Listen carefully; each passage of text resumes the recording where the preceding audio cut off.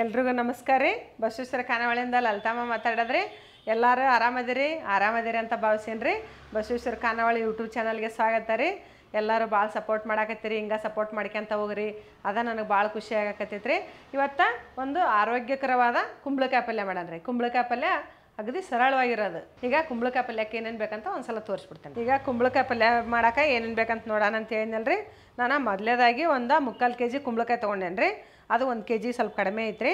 ಮತ್ತು ಬೆಳ್ಳುಳ್ಳಿ ರೀ, ಅರಿಶಿನ, ಕೊತ್ತಂಬರಿ ಸೊಪ್ಪು, ಬಿಳಿ ಎಳ್ಳು, ಹಸಿಮೆಣ್ಸಿನ್ಕಾಯಿ, ಕಲ್ಲುಪ್ಪು, ಕರಿಬೇವು ಸೊಪ್ಪು, ಆಮೇಲೆ ಜೀರಿಗೆ, ಸಾಸಿವೆ, ಗರಂ ಮಸಾಲ ಮತ್ತು ಒಗ್ಗರಣೆಗೆ ಎಣ್ಣೆ. ಈಗ ಇದನ್ನು ಕುಂಬಳಕಾಯಿನ ಕಟ್ ಮಾಡಿಲ್ರಿ ನಾನು ಇನ್ನು ನಿಮಗೆ ತೋರ್ಸಾಕಂತಂದ ವಿಡಿಯೋದಾಗ. ಇದನ್ನು ಈಗ ಕುಂಬಳಕಾಯಿ ಕಟ್ ಮಾಡ್ಕೊಂಬರನ್ರಿ. ಈಗ ಹಸಿಮೆಣ್ಸಿನ್ಕಾಯಿ ತೊಗೊಂಡಿವಲ್ರಿ, ಇದನ್ನು ರುಬ್ಕೊಂಬರನ್ರಿ. ಇದಕ್ಕೆ ರುಬ್ಬಕ್ಕೆ ನಾನು ಮೆಣ್ಸಿನ್ಕಾಯಿ ಹಾಕ್ಕೊಂಡೇನೆ ಮತ್ತು ಒಂದು ಸ್ವಲ್ಪ ಕರಿಬೇವು ಸೊಪ್ಪು ಹಾಕ್ತೀನಿ. ನಾನು ಎಲ್ಲ ಪಲ್ಯಕ್ಕೂ ಹಿಂಗೆ ಒಂದು ಸ್ವಲ್ಪ ಕರಿಬೇವು ಹಾಕಿ ರುಬ್ಕೊಳದ್ರಿ. ಬೆಳ್ಳುಳ್ಳಿ, ಕರಿಬೇವು, ಜೀರಿಗೆ ಹಾಕಿ ಈಗ ಮತ್ತು ಒಂದು ಅರ್ಧ ಚಮಚ ಜೀರಿಗೆ ಹಾಕ್ಯಂತೀನಿ ರೀ. ಇದಕ್ಕೆ ಇದು ಒಗ್ಗರಣೆಗೆ ಏನು ಜೀರಿಗೆ ಹಾಕೋದು ಬೇಕಾಗಿಲ್ಲ ರೀ. ಇದು ರುಬ್ಬಕ್ಕೆ ಹಾಕಿದ್ರೆ ಸಾಕು, ಅದಕ್ಕೆ ತೊಗೊಂಡೇನಿ ನಾನು.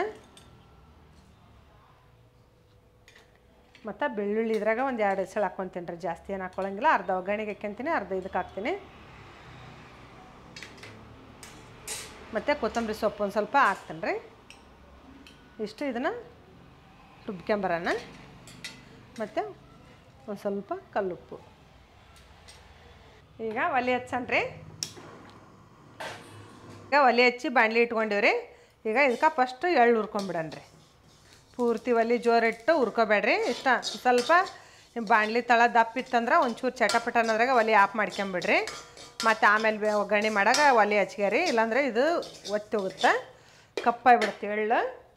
ಈಗ ಹುರಿದೈತ್ರಿ, ಎಳ್ಳು ತೆಗೆದು ಬಿಡ ನೀವನ್ನ. ಇದನ್ನು ಹುರಿದ ಎಳ್ಳು ಇದಕ್ಕೆ ತೆಗೆದು ಬಿಡಣ್ರಿ. ಈಗ ಎಳ್ಳು ಹುರ್ಕೊಂಡಿವಲ್ರಿ, ಇವ್ನು ಸ್ವಲ್ಪ ತಣ್ಣಗಾಗಕ್ಕೆ ಇಡಣ್ರಿ. ಅಷ್ಟೊತ್ತಿಗೆ ಇದನ್ನು ಒಗ್ಗರಣೆ ಮಾಡ್ಕೊಂಬಿಡಣ ಕುಂಬಳಕಾಯಿನ. ಈಗ ಬಾಣಲಿ ಇಟ್ಕೊಳಮ್ರಿ.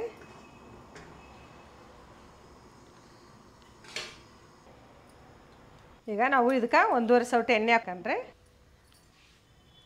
ಈಗ ನಾವು ಇದಕ್ಕೆ 1.5 ಸೌಟು ಎಣ್ಣೆ ಹಾಕ್ಕೊಂಡಿವಲ್ರಿ. ಇದಕ್ಕೆ ಸಾಸಿವೆ ಹಾಕ್ತೀನಿ ರೀ, ಅರ್ಧ ಚಮಚ. 1/4 ಚಮಚ ಜೀರಿಗೆ ಹಾಕ್ಕೊಂಡೇನಿ ರೀ. ಬೆಳ್ಳುಳ್ಳಿ ತೊಗೊಂಡಿದ್ವಲ್ಲ, ಬೆಳ್ಳುಳ್ಳಿ ಹಾಕ್ಬಿಡೋಣ. ಮತ್ತು ಕರಿಬೇವು ರೀ. ನಾನು ಕರಿಬೇವು ಎಲ್ಲನೂ ಹಾಕಿನಿ ರೀ. ಮತ್ತು ನಾವು ಮಸಾಲೆ ರುಬ್ಬಿಟ್ಕೊಂಡಿದ್ವಲ್ಲ ರೀ, ಅದು ಮಸಾಲೆನ ಇನ್ನು ಇದಕ್ಕೆ ಹಾಕಾಕತ್ತೇನೆ ರೀ.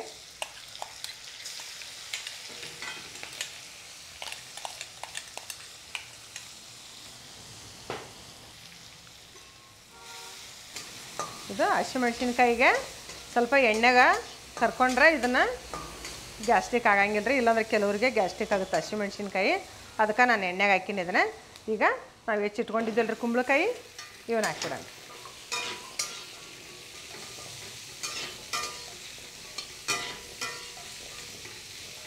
ಈಗ ಕಲ್ಲರಿಗೆ ಎಷ್ಟು ಬೇಕಷ್ಟು ಅರಿಶಿನ ಹಾಕ್ಕೊಳ್ಳೋಣ ರೀ. ಮತ್ತು ಒಂದು ಅರ್ಧ ಚಮಚ ಗರಂ ಮಸಾಲ ಹಾಕ್ತೇನೆ ರೀ. ಮತ್ತು ಉಪ್ಪು ನೋಡಿ ಹಾಕ್ಕೊಳ್ರಿ. ನಾನು ಸ್ವಲ್ಪ ಹಾಕಿನಿ. ಈಗ ನಿಮ್ಗೆ ಒಂದು ಸಲ ಟೇಸ್ಟ್ ಮಾಡಿ ನೋಡಿ ಉಪ್ಪು ಹಾಕ್ಕೊಳ್ರಿ. ಬೆಂದಾದ್ಮೇಲೆ ಈಗ ಇದಕ್ಕೆ ಸ್ವಲ್ಪ ನೀರು ಹಾಕ್ಕೊಂಬಿಡಣ್ರಿ. ಕುಂಬಳಕಾಯಿ ಬೇಯಬೇಕಲ್ಲ, ನೀರು ಹಾಕ್ಬಿಡಣ್ರಿ ಸ್ವಲ್ಪ. ಇದಕ್ಕೆ ಅಷ್ಟಿಷ್ಟ ಅಂತ ಏನು ಅಳತೆ ಇಲ್ಲರಿ. ಆ ಕುಂಬಳಕಾಯಿ ಮೆತ್ತಗಾಗಕ್ಕೆ ಎಷ್ಟು ಬೇಕೋ ಅಷ್ಟು ಹಾಕ್ಕೊಂಬಿಡ್ರಿ.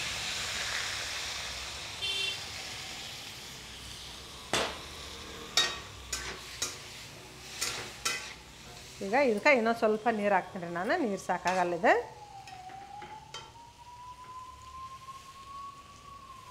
ಕುಂಬಳಕಾಯಿ ಗಟ್ಟಿರ್ತೈತಲ್ರಿ, ಅದು ಬೇಯಬೇಕು. ಬೇಯೋ ತನಕ ಒಂದು ಸ್ವಲ್ಪ ಅದಕ್ಕೆ ಬೇಯಕ್ಕೆ ಎಷ್ಟು ಬೇಕು ಅಷ್ಟು ನೀರು ಹಾಕ್ಕೊಳ್ರಿ.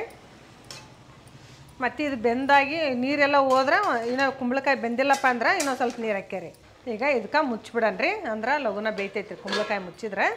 ಇದನ್ನು ಮುಚ್ಚಿ ನಾನು ಈಗ ಎಳ್ಳು ಹುರ್ಕೊಂಡಿದ್ವಲ್ರಿ, ಇದನ್ನು ಪುಡಿ ಮಾಡ್ಕೊಂಡು ಬರ್ತೀನಿ. ಈಗ ತೆಗಿತೀನಿ ರೀ, ಮುಚ್ಚಿವಲ್ಲ, ಇದನ್ನ ತೆಗೆದು ನೋಡಣ್ರಿ. ಈಗ ನೀರು ಸಾಕಾಗಲ್ರಿ ಇದಕ್ಕೆ, ಸ್ವಲ್ಪ ಇನ್ನೊಂದು ಚೂರು ಹಾಕ್ಕೋಬೇಕನ್ಸುತ್ತೆ. ನಾನು ಇದನ್ನು ನೋಡ್ತೀನಿ. ಕುಂಬಳಕಾಯಿಗೆ ಇನ್ನೊಂದು ಚೂರು ಬೇಕು ನೀರು.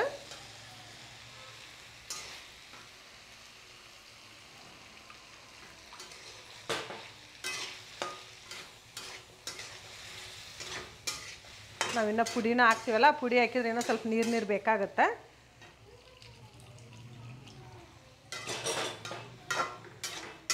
ನೀರು ಹಾಕಿದ್ಮೇಲೆ ಮತ್ತೇನು ಮುಚ್ಚಕ್ಕೆ ಹೋಗ್ಬೇಡ್ರಿ. ನಮಗೆ ಎಷ್ಟು ನೀರು ಕಡಿಮೆ ಆಗಿರುತ್ತಲ್ಲ, ನಾವು ಎರಡನೇ ಸಲ ಮತ್ತೆ ನೀರು ಹಾಕ್ಕೊಂತೀವಲ್ಲ ಅವಾಗೇನು ವಾಪಸ್ ಮುಚ್ಚಕ್ಕೆ ಹೋಗ್ಬೇಡ್ರಿ.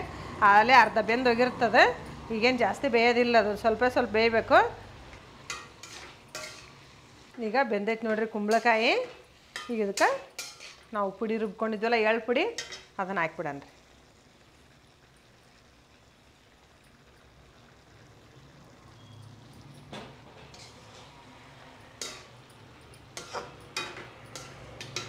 ಪುಡಿ ಜಾಸ್ತಿ ಆತ್ರಿ ಇದು ಸ್ವಲ್ಪ. ನೀವೇನೋ ಸ್ವಲ್ಪ ಎಳ್ಳು ಬೇಕಂದ್ರೆ ಕಮ್ಮಿ ತೊಗೋರಿ. ಎಳ್ಳು ತಿನ್ನಂಗಿಲ್ಲ, ನಾವು ಒಟ್ಟು ಎಳ್ಳು ತಿನ್ನಂಗಿಲ್ಲ ಅಂದ್ರೆ ಶೇಂಗಾದ ಪುಡಿ ಶೇಂಗಾ ಹುರಿದು ಪುಡಿ ಮಾಡ್ಕೊಂಡು ತಗೊಳ್ರಿ. ನೀವು ಚಪಾತಿ, ರೊಟ್ಟಿ, ಅನ್ನಕ್ಕೆ ಎಲ್ಲದಕ್ಕೂ ತಿನ್ಬೋದು ಇದನ್ನು. ಸೈಡು ಕುಂಬಳಕಾಯಿ ಪಲ್ಯ ರೆಡಿ ಆಯ್ತು ನೋಡ್ರಿ. ಈಗ ಇದನ್ನು ನಾವು ಒಂದು ಬಟ್ಲಕ್ಕೆ ಹಾಕನ್ರಿ. ನಾವು ಒಲೆ ಆಫ್ ಮಾಡನ್ರಿ. ಈಗ ಒಲೆ ಆಫ್ ಮಾಡಿ ಈಗ ಒಂದು ಬಟ್ಲಕ್ಕೆ ಹಾಕನ್ ನೋಡ್ರಿ. ಬಿಸಿ ಬಿಸಿ ಕುಂಬಳಕಾಯಿ ರೆಡಿ. ಇದು ಹೃದಯಕ್ಕೆ ಭಾಳ ಒಳ್ಳೇದಂತ ಹೇಳ್ತಾರೆ ಡಾಕ್ಟ್ರ. ಕುಂಬಳಕಾಯಿ ಮತ್ತು ರಕ್ತ ಶುದ್ಧಿ ಆಗುತ್ತೆ ಅಂತ ಹೇಳ್ತಾರೆ. ಬಿಳಿ ಎಳ್ಳಿಗೂ ರಕ್ತ ಶುದ್ಧಿ ಆಗುತ್ತಂತ ಹೇಳ್ತಾರೆ. ಇದು ಎರಡೂ ಒಂದಾಯ್ತು ಇದ್ರಾಗ. ಎಲ್ಲ ತರಕಾರಿ ಸೊಪ್ಪುಗಳಲ್ಲಿ ಏನಾರ ಒಂದು ಔಷಧಿ ಗುಣ ಇದ್ದೇ ಇರ್ತೈತಿ, ಆದ್ರೆ ನಮಗೆ ಗೊತ್ತಿರಂಗಿಲ್ಲ ಅಷ್ಟೇ. ನಾವು ಜಾಸ್ತಿ ಸೊಪ್ಪು ತರಕಾರಿ ತಿನ್ನೋದ್ರಿಂದ ಒಳ್ಳೆಯದು. ಬಿಸಿ ಬಿಸಿ ಕುಂಬಳಕಾಯಿ ಪಲ್ಯ ರೆಡಿ ಆಗೈತ್ರಿ.